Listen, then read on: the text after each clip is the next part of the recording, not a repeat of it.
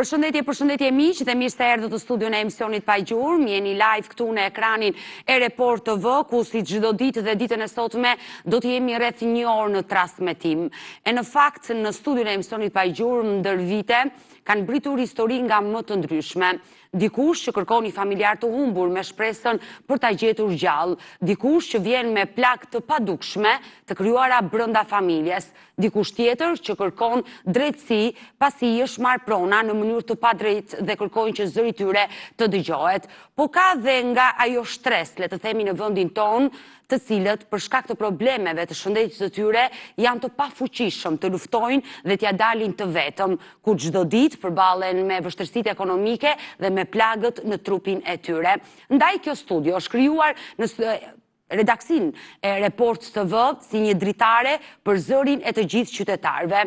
Dhe ditën e sotme ne do sjellim një histori që vjen nga Durrësi. Do të flasim për një 57 vjeçar me emrin Ramazan Kullolli, i cili fatkeqësisht ka probleme me shëndetin e tij, por jo vetëm ai, edhe bashortja e tij, e cila është 44 vjeçe dhe është e paralizuar. Janë prindër të një djali, por kushtet e jetesës janë të vështira dhe ata kanë vendosur të denoncojnë historinë e tyre në emisionin Pa Gjurmë, jo vetëm për të kërkuar ndihmë, por për të bërë një thirrje, një apel të gjithë solucioneve konkretisht në qytetin e Durrësit, ku ata jetojnë prej disa vitesh me qëra.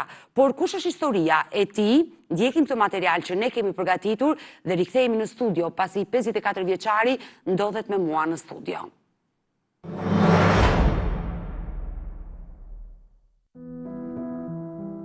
Pas 57 vitesh jetë dhe betejës me sëmundjen, Ramazan Kullolli nga Durrësi rrezikon të mbetet pa çatim mbi kokë. Ai jeton prej vitesh në Shijak së bashku me bashkëshorten dhe djalin e tyre 19 vjeçar.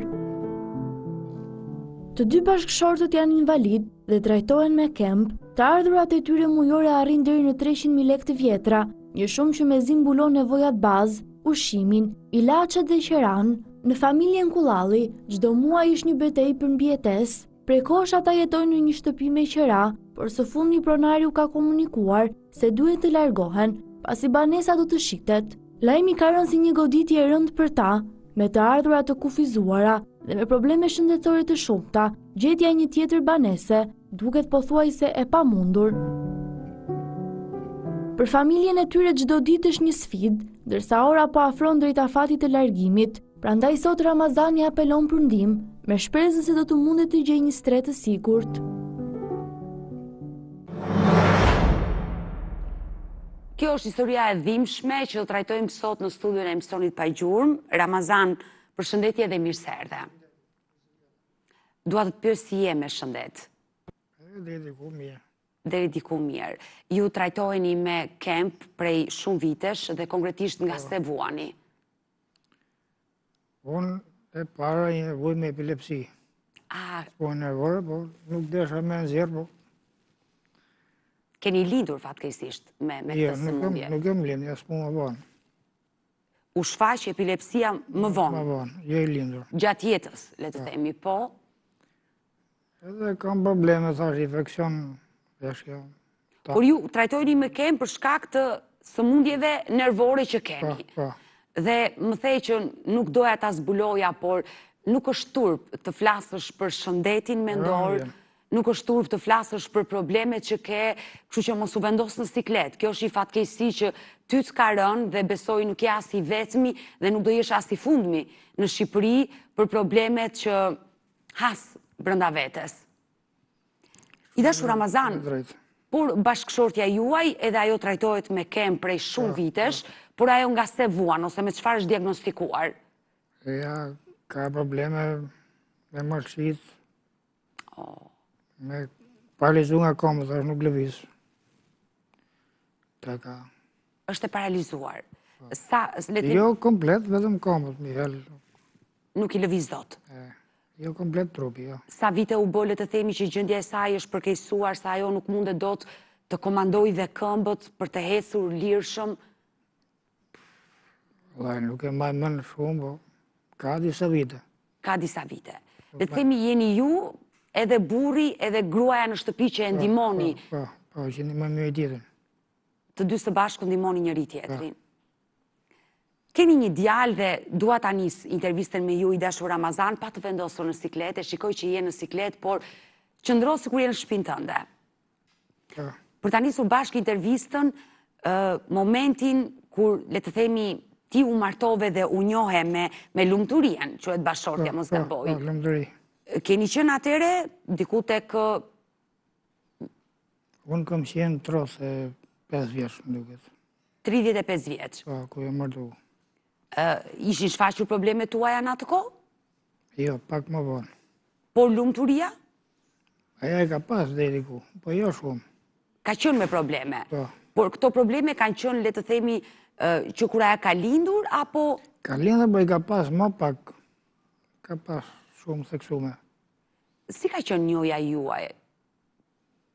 Me mblesëri, me dashuri, a ishit ju informuar që bashortja kishte këto probleme? Me shkes ka qenë, mblesëri. Me mblesëri. Ka qenë më e re, sigurisht se ju lumturia. Ajo sot është 24 vjeç, për para 20 viteve ka qenë diku 23 apo 24 vjeç. Po, më e re ka qenë. Si ka qenë jeta juaj për ta kuptuar që pse sot pamundësia e madhe ekonomike ju ka lënë, le të themi, në një ekonomi të vështirë dhe në një gjendje që ngrini duart lart. Ju martuat, si ka qenë jetesa? Po të që i pasur nuk kam qenë, po deri ku. Punoje me sakrificë? Po, punoje, dhere ishte më mirë, punoje. Ju jeni nga Librazhdi? Nga Librazhdi. Por, kur u martuat me lumturien, keni jetuar në Librazhd fillimisht? Po, në Librazhd. Jem nga zona e Çemenirës, nga Fluq. I Librazhdit? Po. Si ka qenë jetesa? Besoj e vështirë në ato vënde... Zonë malore të shi. Malore. Ska të arë më dhe. Shpilën më ka shem të medi. 2019. Pra, dhe në vitin 2019 i ke jetuar në Librazhd? Ati në fshat. Në fshatin e Librazhdit. Dhe në 2019 me tërmetin e madh që prishi... Po, kam marrë në Librazhd me qira, me bonës qira, e më pagoj bashkia. Kur u prish shtëpia. Flasim në 2019 ti zbrite nga fshati në qytet. Po, mori bashkia, më dhaj i banes, edhe më dha bonës qira. Po? Nuk e di, pagoj bonës një 5 vjetës në pagoj, e hoqën. Por nuk ju rregulluan shtëpinë apo t'ju ndërtonin shtëpinë në fshat? Jo, zjo. Vetëm ju dhanë një bonus qiraje që e paguan për 5 vite? Pas e thatë kemi një mu, nuk ke nevoj më për bonus. Si nuk ke nevoj më për bonus? Po ti s'kishe shmishe? Po s'kishe pra, po kemi një mu mjafta, nuk... E ndërpren? E ndërpren bonusin. Unë i kam Durrës, me qëllim që të punë djali. U zhvendose nga Librazhdi me gruan dhe me djalin për të vajtur në qytetin e Durrësit, po? Se Librazhdi nuk ka punë, dhe është punë djali. Edhe djali s'po puno. Ka maj shpit lira dhe në Durrës, dhe edhe shemë dhe ka... Dhe bënë ndërtesa, i ka punë dhe veta. Sa vite keni që jeni zhvendosur në qytetin e Durrësit? Këtu i vit ka punë. Pra, keni vetëm një vit që keni ardhur në qytetin e Durrësit për një jetë më të mirë. Do ndryshoni qytet se mos mundësia për punë, por që... Për punu djali më shumë, se unë nuk punoj dot. Por djali, sa vjeç është? 19. 19 vjeç. Po. Por ai nuk ka gjetur dot një punë në qytetin e Durrësit? Po puno kështu me ditë, 2-3 ditë. Me 2-3 ditë mujet nuk përballohet. Nuk i dalin për vete? 3 ditë punë mujet. Nuk përballohet, qera është e lartë. Sa e keni qeran, më falë që u pyes? Aty kam lirën, po gjithë tjetër. Aty 100.000 lekë kam. 100.000 lekë, po ju nuk keni asnjë lloj të ardhur, përveç atij kempi që merrni. Jo, vetëm kempi. Që logjikisht i dashur Ramazan, ai kemp që ju merrni, si ju dhe bashortja, janë lekë që duhen blerë medikamente, ilaçe, duhen bërë vizita. Du ilaçe. Unë kam lënë ilaçet me arbuk.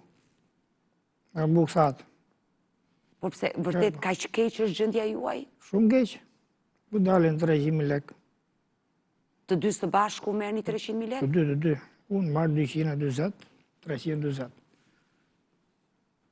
Dhe me këto para i detyruar pagoni qira, drita, ujë dhe të hanë? Pagoj qira, drita, ujë. Kam marrë kredim banke me borxhe. Por kredim pse morët? Po kam marrë dava 2-3 milion lekësh për me jetu, se s'del të llogaria. Edhe paguaj kredin nga të që ngellën. Tash i djale e bon 19, po kam një 3 vjet libresht, kam jetu në fshat, kam marrë që ati kredi, se jetu e dot. Unë e kuptoj që jetesa është bërë shumë herë më e vështirë për ty dhe bashkëshorten, dhe sidomos duke ditur që ajo është e paralizuar dhe sa vjen dhe rëndohet dhe nuk është e aftë për punë, por edhe ju vetë, le të themi, duke u trajtuar me kemp, nuk u lejohet të punoni. Pas ledhe së punoj dot. Gjendja juaj... Unë asë rojës, rria së punës, bojës, unë më thash jemi së punë, a i punëtorit do punë. Sa ku keni pa marrë medikamentet? Për ka rrë 2 vite. 2 vite që ju nuk trajtojeni me ilaçe? Ma ilaçe që të më. Por shëndeti juaj si ka qenë për gjatë tyre 2 viteve? Sop. Që e bu. I dashur Ramazan, do qëndrosh me mua në studio, me shpresën që zëri jo do dëgjohet sot, edhe unë do bëj thirrje në emrin tënd, në emrin e bashkëshortes tuaj lumturie, duke ditur që të dy trajtoheni me kemp, keni lënë medikamentet për të paguar qëran dhe jeni në një situatë të vështirë ku vetëm pas disa ditëve mund të dilni nga ajo banesë dhe mund të ngeleni në qiell të hapur.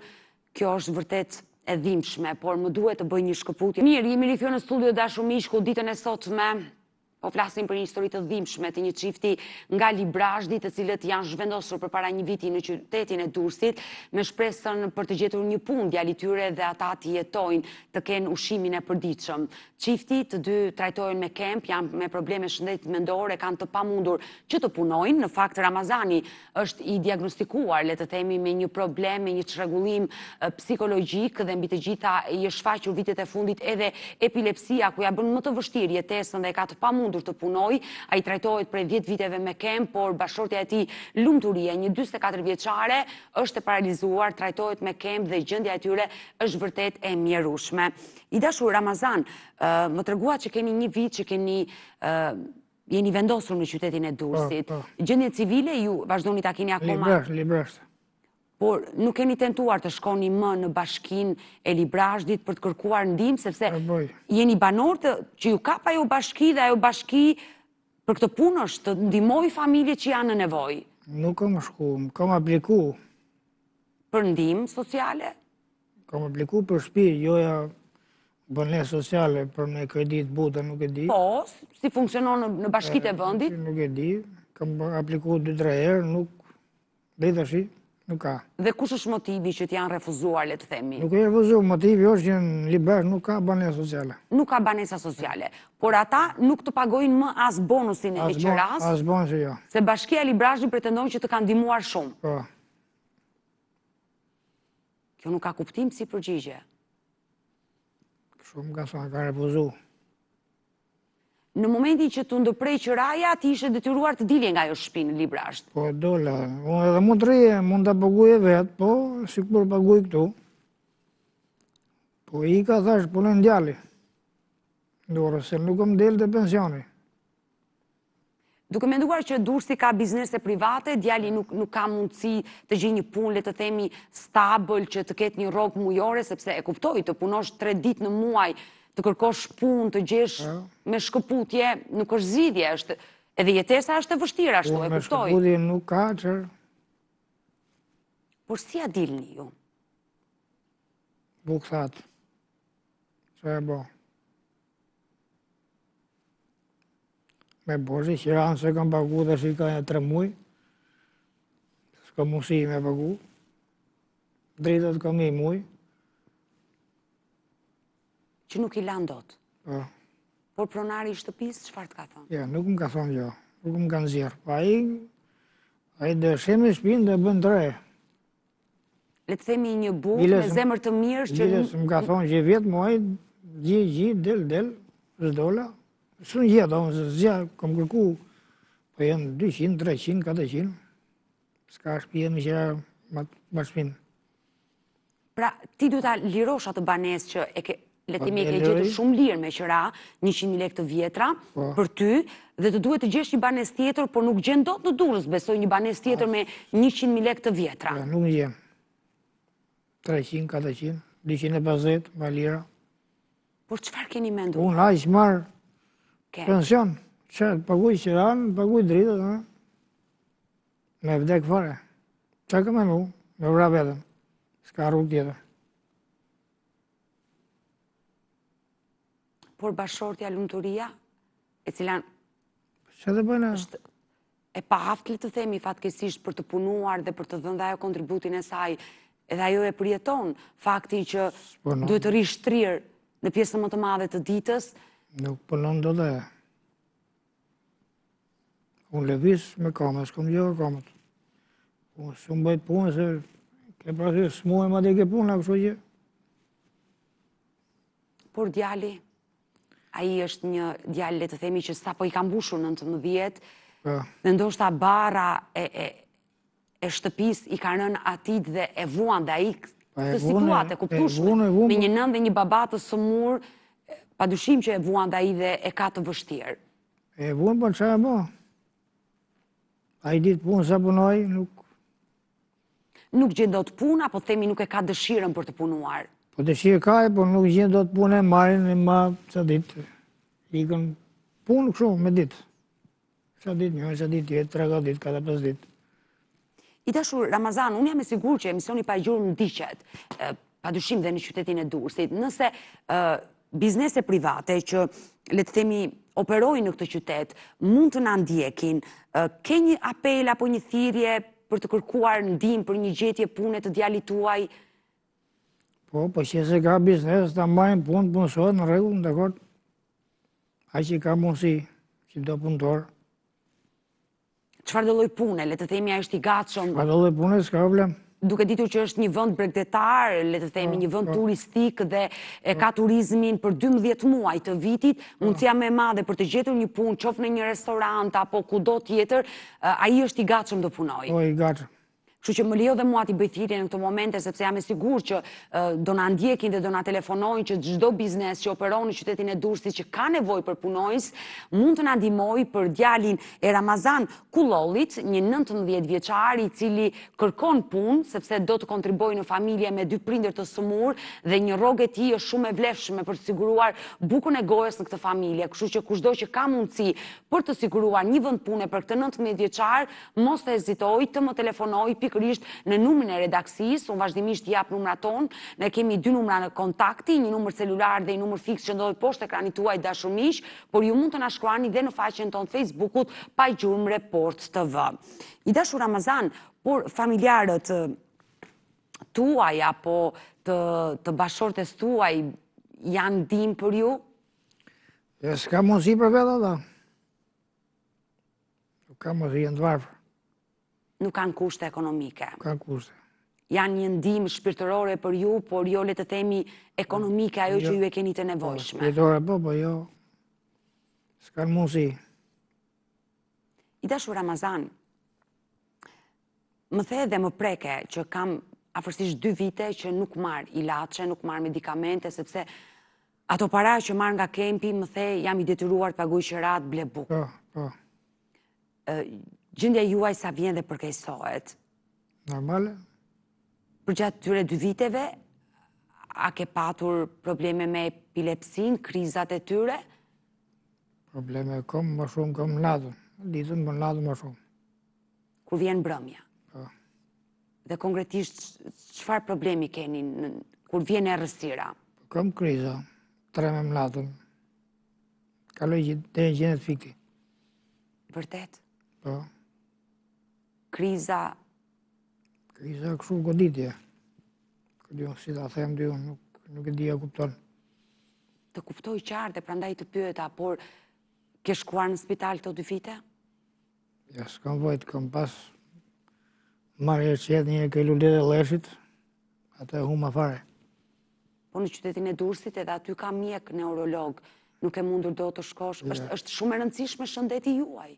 Është pra, po unë bo në vizit për infekcion, se më laza kriza këtu, infekcion, se kom infekcion tash në tamët kanal Dorinës, edhe në veshka. Po edhe spital, marrë qetën si mua e lashët. Dhe ti vazhdon të jesh po me ato kriza? Po. Kam e qetën akoma shpi, nuk i mua e lashët. E sa kohë bë që ke këto kriza për shkak të infekcionit? Po kam mëllime, unë kam video, unë kam mëllime. Këtu më dhe më shumë, krizat e bëshkët ne. Po sa kushtonin ato ilaçe që ti s'munde do t'i merje? Po bojnë 100.000 lek. Shkove deri në farmaci, pesh shumë dhe... Ishin shumë ilaç. Kjo është e dhimbshme. Qa bo? Nuk e di, e kom në vete. Se kom mu me gjetëm. Shpresoj dhe ma i ditë. Të mos kesh para që të mjekohesh dhe të blesh medikamentet, por bashkëshortja juaj edhe ajo, le të themi, i ka lënë medikamentet? Edhe ajo, herë me herë jo. E qapa. Ajo ka dhimbje? Le të themi? Ka kriza, ka probleme në tëmë, atje në Mëlqi. mitra, edhe mëlqi. Edhe në... Po përdor ma shumë, 3 ciklina, kur ka kriza, pjetaj në lojnë.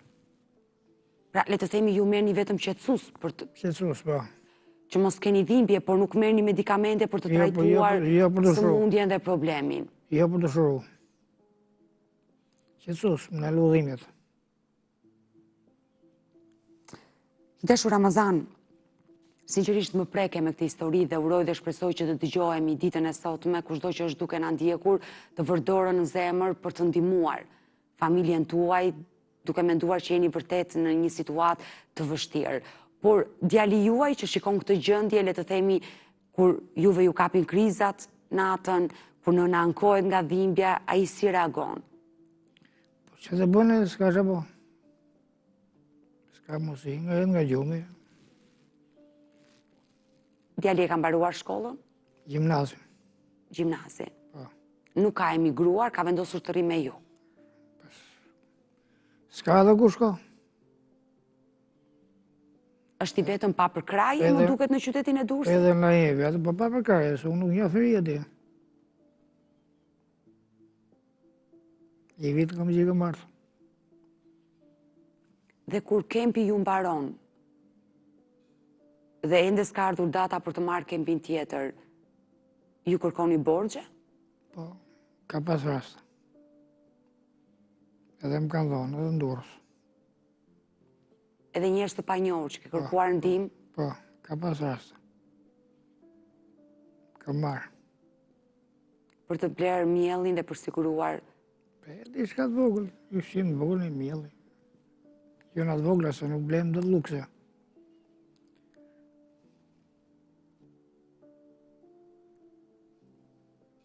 Dhe i gjithë kjo ju ka vështirësuar jetën dhe e kuptoj? Se e bo. Kështu ba dhe jenë shkru. Dhe unë të pyeta dhe pak më parë, që çfarë mendoni? Kështu do jetoni? është e pamundur të jetosh kështu? Mos kesh para për siguruar bukën, mos kesh një stres, një qatim mbi kokë. S'kam që bo të dalë rrugë me qatë, ose të pras vetë në thash, s'kam që boj. S'ka zhjetë, kam kërku njëmi, ku do, nuk. Liber plas, jenë Durrës nuk kam... E qartë, se gjendja juaj civile është në Librazh dhe nuk është në qytetin e Durrësit. Nuk kam pasaportizim, s'ka pse më një më kush. Librazh, i kjo është qëndrimi. Nëse punojësit apo bashkia e Librazhdit ishte mund të na ndjekin në këtë momente, por edhe nëse nuk do na ndjekin, ne do ta telefonojmë për ta paraqitur rastin tuaj si një denoncim vërtet të dhimbshëm që sot ju po e rrëfeni në studio dhe uroj dhe shpresoj që ata të reagojnë sa më shpejt ndaj jush, dhe pse ju jeni zhvendosur, e keni vendbanimin në Durrës, por gjendje civile e keni në Librazh. Çfarë do i thoshe sot bashkisë së Librazhdit? Je banor i atij vendi? Bashkia e Librazhit kërkoj ndihmë. Kërkoj bonus, ja e ndihmë banlese. Ata e din, zgjidhin. Këto kam kërku gjithmonën edhe me letra dhe kam bo. Unë kur ishe Librazh, kam shkruar edhe letra aty në emergjencë civile të Elbasanit, Tiranës. Ke marrë përgjigje? Kryeministri kam shkruar letra në Librazh. Online. Por besoj se nuk e marrë kur përgjigje nga institucionet. Kryeministri tha që adresë e-mail, ja shova, s'marrë përgjigje.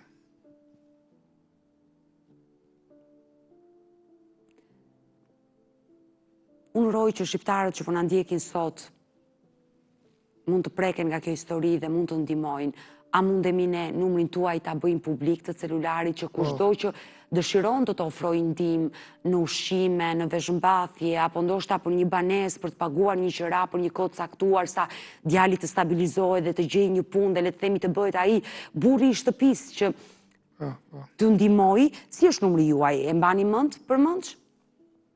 Ndërkohë e kam unë numrin tuaj, sepse përpara se ju të vinit, ne ju telefonuam. Po pra, mora në telefon. Po, të mora në telefon, sepse ishte makina e reportit e cila u vënë në dispozicion për të ardhur dhe për të marrë. Numri telefonit të Ramazan Kullollit është 069 20 86 227, ku regjia do e shënoj edhe me titra poshtë të dashur miq, kushdo që mund të jetë prekur nga kjo histori dhe mund t'i ofrojë ndihmë këtij 57 vjeçari i cili ka probleme nervore, ka bashortën e paralizuar me një djalë të vetëm, nuk mundet do t'ja dali, për pak ditë duhet të lërë shtëpinë që është me qira dhe mund të ngelet në qiell të hapur, kushdo mund ta ndihmojë dhe ta telefonojë në numrin e tij të telefonit 069 e theksoj 20 86 227. Dhe uroj dhe shpresoj dashur Ramazan që ditën e sotme zëri juaj të jetë dëgjuar, të merrni atë ndihmë, le të themi, ku të jetë një mbështetje për ju, derisa djali juaj të gjejë një punë, i bëj thirrje dhe gjithë bizneseve në qytetin e Durrësit, kushdo që është duke na ndjekur dhe mund të ketë mundësi për punësim, mund të punsojë 19 vjeçarin djalin e Ramazanit, i cili kërkon punë, por ende nuk ka gjetur përgjatë këtij një viti që ata janë zhvendosur nga Librazhdi në Durrës, dhe uroj që ai djali juaj të gjejë një punë stabil, uroj që shqiptarët të ofrojnë ndihmë, Bashkia e Librazhdit të ofrojë ndihmë, derisa ju të merrni veten dhe më pas t'ja dilni vetë jetesës tuaj. Uroj që të marrësh këtë ndihmë që të shërben shumë në këto momente kaq të vështira të jetës tuaj. Faleminderit. Do dohet jepi edhe ju në emër të gruas tuaj një mesazh për gjithë shqiptarët që janë duke na ndjekur? Po unë i kërkoj ndihmë si shteti i Bashkisë Librazhdit, se aty kam pasaportëzim edhe gjithë shqiptarëve, kudo që janë. Bëj apel për ndihmë. Kush ka mundësi, kush vetë dorën në zemër, e mi pres. Dhe uroj me zemër.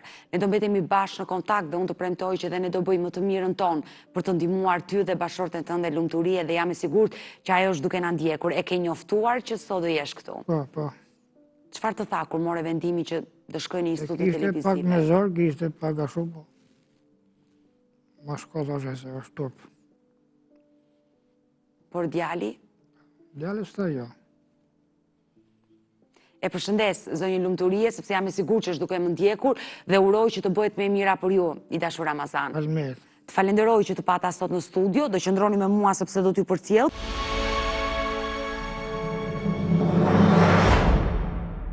Jemi rikthyer në studio dashur miq për të vazhduar me të tjera histori dhe do ndalem këto momente te historia e Lulieta Memçaj, një vajzë e re nga Kosova, e cila kishte ardhur në Shqipëri në kohën e luftës 1999 për të shpëtuar luftës, por fatkeqësisht humbi në Shqipëri dhe konkretisht në qytetin e Elbasanit. Regjia menjëherë na ndihmoi me pasaportën televizive të Lulieta Memçaj, që sot i bie 46 vjeç, vitin që ajo humbi kontaktet me familjen e saj, ka qenë vetëm 19 vjeç, u vendos me familjen nga Prizreni në Elbasan për të shpëtuar luftës.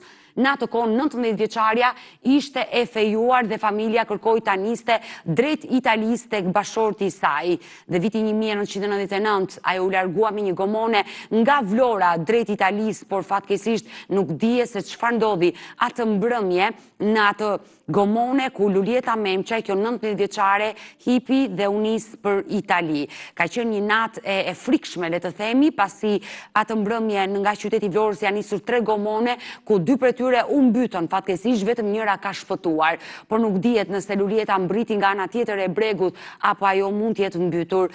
Kjo e vërtet ende nuk dihet dhe familjarët duan ta zbulojnë.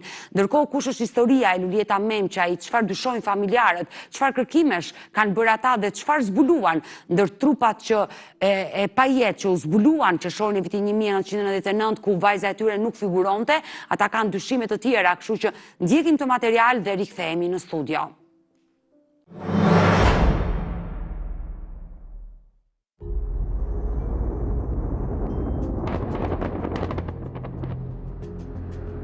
Lufta në Kosovë vjen sot në pagjurmë duke na rikthyer vite pas në këtë histori të trisht që nga humbja e Luljeta Memçaj, të cilën kjo kohë e vështirë për shqiptarët e Kosovës e gjeti në një moshë të re, një 19 vjeçare asë kohe, kur vendosi të largohej jashtë territorit shqiptar. Në qershor të vitit 1999, për shkak të luftës në Kosovë, familja e Luljetës ishte transferuar në Lezhë, ndërsa familja të fejuarit në qytetin e Elbasanit. Është ky qyteti nga ku Luljeta u largua për të kaluar ilegalisht kufirin me destinacion Gjermanin, vend në të cilin jetonte i fejuari i saj. Që nga dita që doli nga shtëpia për të nisur drejt Gjermanisë, familjarët kanë humbur të gjitha kontaktet me të. Sipas familjarëve, mësohet se ajo ka qëndruar për afro 2 javë tek shtëpia e të fejuarit në qytetin e Elbasanit. Destinacioni i radhës do të ishte Vlora, nga ku qëllimi ishte të nisej me skaf drejt Italisë, me destinacion final Gjermanin. Në kërkimet e tyre, familjarët kanë mundur të mësojnë se gjatë 2 javëve që vajza e tyre Luljeta ndodhej në Elbasan, është shoqëruar nga 2 persona. Ata thonë se në këtë histori është përfshirë edhe një person i tretë nga fshati Atmaq i Prizrenit, i cili bënte rolin e ndërmjetësit që mundësonin kalimin ilegal jashtë territorit shqiptar. Vjeri i Luljetës i ka dhënë para njërit prej personave si ndërmjetësues të këtij trafiku ilegal. Ky i fundit një muaj më vonë i kthen parat, duke i pohuar se gomonja nuk ishte nisur për në Itali. Nga informacionet e marra, vjeri i Luljetës ka shkuar në Durrës tek një hotel tek i cili ka takuar pronarin e objektit, personin të cilit i kishte dhënë parat, së bashku me 2 persona të tjerë shok me njëri tjetrin. Të gjithë këta persona dyshohen të jenë pjesë e kësaj skeme të trafikimit ilegal dhe zhdukja e Luljetës pa lënë asnjë gjurmë ka ngritur pistat e dyshimit tek familjarët se vajza nga Kosova mund të ketë rënë prej trafikimit për qëllim prostitucioni, pistë e cila nuk është verifikuar nga familjarët. Mister mbetet zhdukja e Luljeta Memçajt, ndërsa nuk dihet çfarë mund të ketë ndodhur me fatin e vajzës nga Kosova, që kërkohet sot në pagjurmë.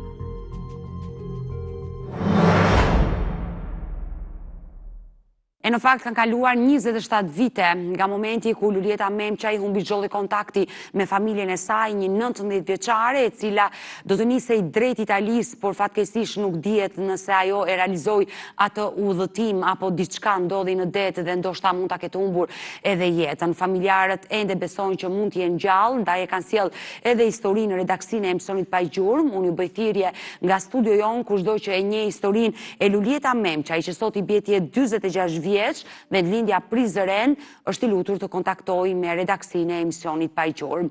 Nga Luljeta Memçaj më duhet të bëj një shkëputje të detyrueshme. Jemi sërish bashk live dashur miq për të vazhduar me një tjetër histori, me një tjetër grua të humbur që kërkohet në studion e emisionit Pa Gjurmë. Do të jemi në kërkim të Luljeta Ballës, një 54 vjeçare nga Elbasani, e cila është zhdukur në 28 qershor të vitit 2000 nga Shqipëria dhe drejtimi është i paditur. Kanë kaluar plot 26 vite dhe nuk dihet se çfarë ka ndodhur me fatin e Luljeta Ballit, e cila dhe ajo ishte divorcuar nga bashkëshorti, kishte lënë fëmijët dhe u larguar në drejtim të paditur dhe pse u dyshua nga familja se mund të jetë trafikuar në vitin 2000 drejt Italisë. Por kush është historia e saj?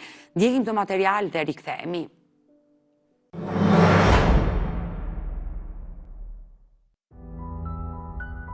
Pak muaj pasi u divorcua, Luljeta Balla me origjinë nga Elbasani rezulton e humbur që prej datës 28 qershor të vitit 2000, ditën kur u takua për herë të fundit me fëmijët. Gjatë një lidhje Skype drejt për drejt nga Greqia, Leonora Bami, njëra nga vajzat e Luljetës, rrëfen ngjarjen me pak të dhëna që mban mend nga ajo kohë, pasi nëna e braktisi kur ajo ishte vetëm 10 vjeçe. Unë atëherë kam qenë në moshën 10 vjeçare.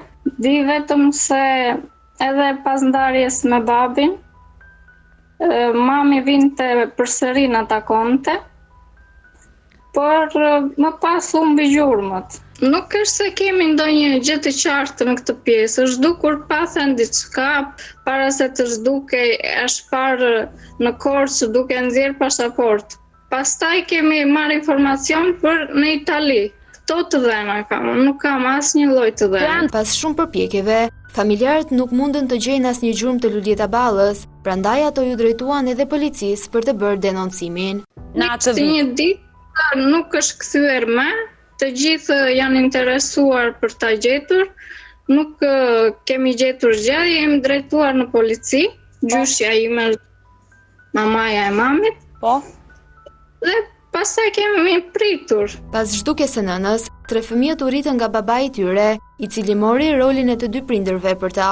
Babi ngeli vetëm me 3 fëmijë, njëri qante, tjetri sëmurse, kujdesur gjithmonë të na rritë në më të mirën e mundshme, me shumë dashuri, me shumë sakrificë. Edhe pse ishin ndarë, babi me mamin prapë shkonin mirë njëri me tjetrin. Edhe vinte na takonte, na kishte dashuri të madhe për ne. Unë kështu e mbaj mend, prandaj edhe kërkoj se s'ka mundësi të lërë një nën 3 fëmijë, edhe mos kujtohet gjithë këto vite, diçka ka këtu. Edhe pse e vogël në atë kohë, Leonora e kujton dhe e ruan imazhin e nënës me shumë dashuri, por zhdukja e saj e papritur ka ngritur pikpyetje të mëdha.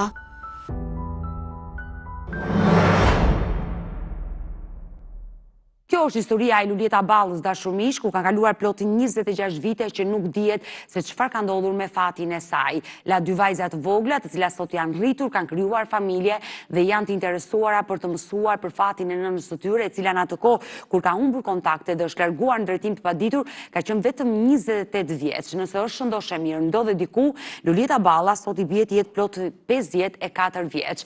Edhe për këtë nën ju bëj thirrje kushdo që ka informacion, qoftë anonim, mund të lidhet me studion e emisionit Pa Gjurmë. Mirë të dashurmish, me historinë e Lulieta Ballës, ne kemi ardhur në fund edhe për mesditën e sotme. Unë ju falenderoj që ndurat me mua deri në fund të programit. Ne bashkë do i takojmë sërish nesër në të njëjtën orë këtu në ekranin e Report TV. Bashkë mirupafshim.